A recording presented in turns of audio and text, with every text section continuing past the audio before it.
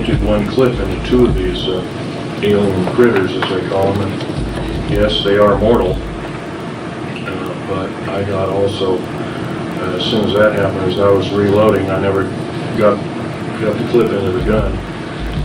They hit me in the chest with some kind of particle beam weapon that gave me a very high dose of nuclear radiation, similar to cobalt radiation, but not quite, even more nasty.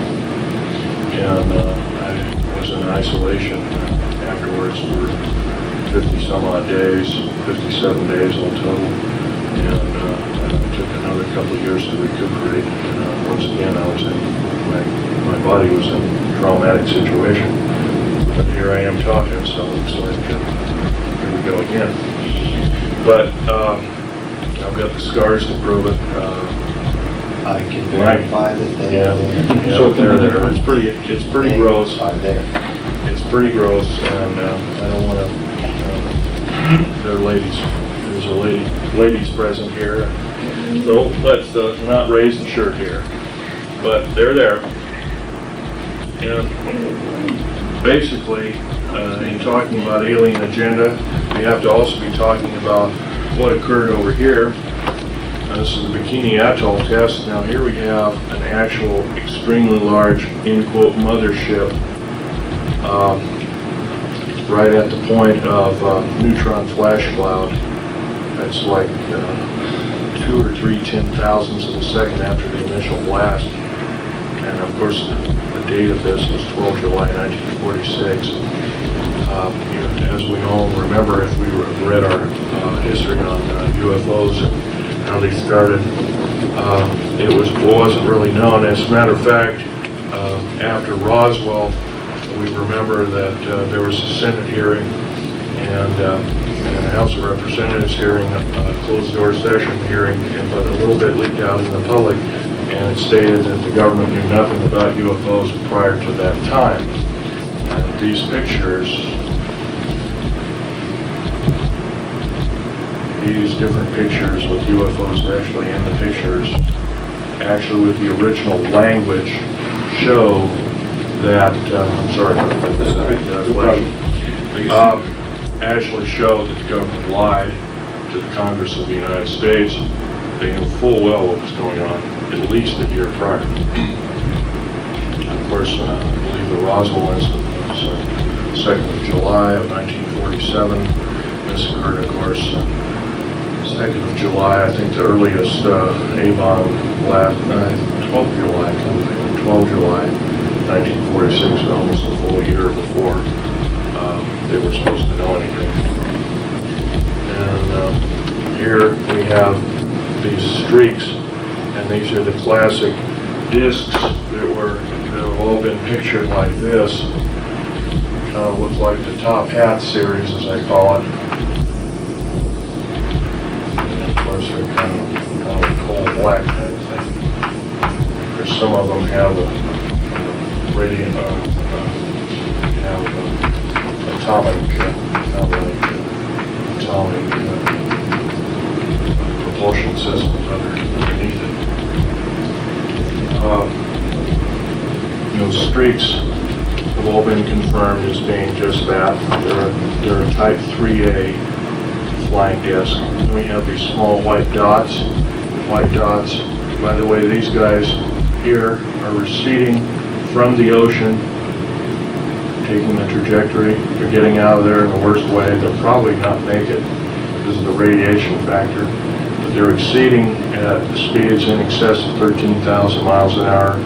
And the white dots are exceeding 30,000 miles an hour as they're leaving. And they have actually changed the color. They've almost gone out of scope. And you're seeing a photograph, very rapid photograph of a blurred image. Some of the photographs go from a black splash or dash to this white dot system, and then they go out of scope of what we call visual reality. And that takes some tremendous speed to do that. In this particular overview shot, which is an extremely rare photograph of an atomic blast, there's only, as far as I know, this is the only one ever shown to the public of an overview of any kind. There are small dots and dashes basically, as I'd say, and these are old garbage scows and ships and whatnot that they put in harm's way to see what the reaction would be of an atomic blast. And I'm sure the atomic testing was conducted predominantly in case we had to be prepared in using atomic warfare to fight alien influence, and they needed a cover story, so this was the Russians and the Cold War and everything was just a perfect cover story. Although it later became more than a cover story, as we all know. These particular photographs also show small dots and dashes, as I would say, and all of them have been confirmed. Now this black system here in the atomic cloud is actually time being ripped up, of course the atmosphere and the clouds and everything, and then time being warped by the initial blast itself, and that's by neutrinos going through and ionizing space, ionizing the atmosphere and whatnot, but exceeding the speed of light, so you produce an antimatter background and you get total blackness. And of course here we have another UFO similar to this here. But once again, we haven't been told the truth on any of this. We've been right here, also in this picture, in the bombing of Hiroshima and Nagasaki. This is of Nagasaki. Down at the bottom, we see the characteristic human face, which is typical of all A-bomb explosions over populated areas. You will always find a human face at the bottom of the mushroom cloud. Now, nobody really knows if this is just by coincidence or the makeup of the cloud or whatever. But these little dots and dashes, these white dots and dashes, are receding at better than 30,000 miles per hour. And they're UFOs leaving the scene. Japan was infested with them. Their Navy had counted better part of 2 million of them toward the closing end of World War II. Once again, it's all part of an alien attack of planet Earth. It's been going on steadily since World War II era. It's still going on, only now is subverted into large groups of human beings being actually abducted and implanted, and that's according to the Roper report, which is part of the Remington Rand Corporation, who did the reporting, the Bigelow Holding Company. Now they're in a third generation report, and of that third generation report that was sent out to all the clinical psychologists in the United States, 110,000 of them, stated that basically women are being raped by aliens. And I know as fantastic as that sounds, it's backed up by John Mack, Harold Wire, who's an MD as well as a clinical person. John Mack is the most famous, but there's some 90 concerned psychiatric scientists who are trying to form an organization to prevent secrecy on the subject, because they have mentioned this, there's nothing but government-sponsored rape. 99.3% are women, 0.7 or 0.7% are men. They're abducted, implanted.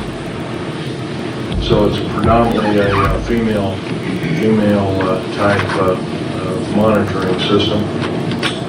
So once again, the alien agenda is to disturb the natural progress of the human race, and to alien agenda means. And of course, there's another thing to mention: any outer space alien, regardless of who they are, how benevolent or how evil they are, they're a biological hazard, because we have no defense against their germs.